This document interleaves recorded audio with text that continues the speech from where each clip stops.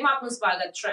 દિલ્હી ખાતે કેવાય karate national ચેમ્પિયનશિપનું આયોજન કરાયું, જેમાં વડોદરાના ખેલાડીઓએ ઉત્કર્ષ પરફોર્મ કરી વડોદરા શહેર સહિત ગુજરાતનું નામ રોશન કર્યું।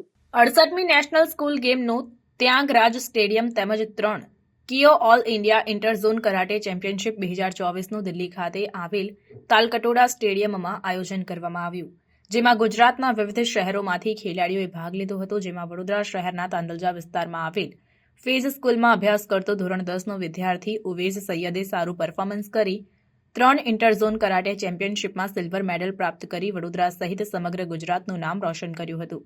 તેમજ સ્કૂલ ગેમ ઓફ ઇન્ડિયામાં શહેરના ગોરવા વિસ્તારમાં રહેતો ફૈઝલ પઠાને બ્રોન્ઝ મેડલ હાંસલ કર્યું હતું।